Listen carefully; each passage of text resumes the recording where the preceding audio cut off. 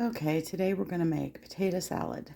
I am using a 24-ounce bag of Honey Gold bite-sized potatoes. I've got a pot of water on the stove, which I'm going to bring to a boil.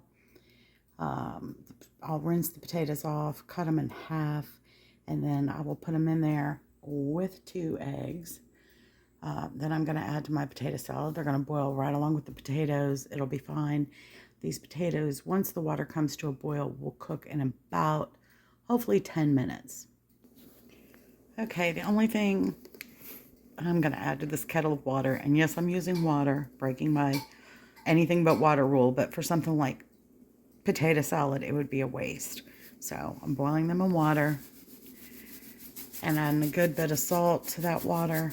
It's all going to get drained off anyway, but potatoes will absorb a little bit of it, and a little bit easier to season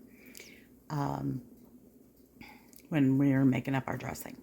So as soon as that comes to a boil, these guys are going in. I've cut them all roughly the same size, and we'll get them in the pot with our eggs. And I didn't start them in cold water. I know a lot of people are very adamant about that, either the eggs or the potatoes. The eggs, I really don't care if they crack a little bit. They don't need to be pretty because I'm going to chop them up anyway. The potatoes, they just cook, I think, faster for me, especially these small potatoes, if you start them in hot water. So everyone's in the pool. I'm going to put the lid on, canted, and when it comes up to a boil, I'm going to let them boil for 10 minutes. Okay, you can see our eggs and potatoes are just boiling away. In the meantime, I've washed 3 small stalks of celery and 3 green onions. I'm going to trim those up and washed them really well. They were grubby. I'm going to trim those up and just chop them up fairly fine. And then after that, we'll make our dressing. There you have it, finely chopped celery and green onions. I try to keep them basically as close to the same size as possible. My cuts aren't perfect. I like everything diced small. I don't like big chunks of stuff. So that's a personal preference. If you want big chunks, go ahead. I don't. Okay, we're going to make our dressing. Into this bowl, we're going to put 1 cup of mayonnaise. I use Hellmann's. I always use Hellmann's. You use what you like best.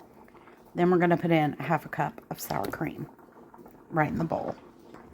I followed that with 3 tablespoons of Dijon mustard and then 1 tablespoon of horseradish cream, and I'll show you what that looks like. Horseradish sauce. I like it. It gives it a nice bite. I fashioned this recipe, or came up with it, after we had potato salad at a place in Richmond called the Strawberry Street Cafe. The best potato salad I ever had. We were there with my cousins, Terry and Leslie. And so I came up with this recipe after we went there. Now, I'm not a huge fan of pickle relish, personally. I mean, I can eat it, but my secret ingredient is 2 tablespoons of the liquid off bread and butter pickles. I use that in my deviled eggs. I use it in my macaroni salad. So much flavor. It's delicious. I always have the extra juice in my refrigerator. So that's going to go in along with our seasonings, which I'll tell you. Now, to this bowl, I have added a teaspoon of black pepper, a 1/2 teaspoon of onion powder, a 1/2 teaspoon of garlic powder, and a teaspoon of salt. We may need to adjust all this. I'm going to mix all this in together, and then we're going to taste it. Okay, I've mixed all those in together. I tasted it. It's a little salty, but that's okay because the potatoes aren't in here yet. So you've got to remember, it's going to taste a little strong till you get your potatoes in. Our potatoes are finished cooking. I'm going to drain those in just a minute. And I'm going to let them cool for just a few minutes. If you put them in when they're super, super scaldingly hot, they will absorb all your dressing. But you do want them to absorb some. So next I'm going to put okay, and there it is. I chopped up the egg. I put that in. I mixed in the potatoes after they were well drained.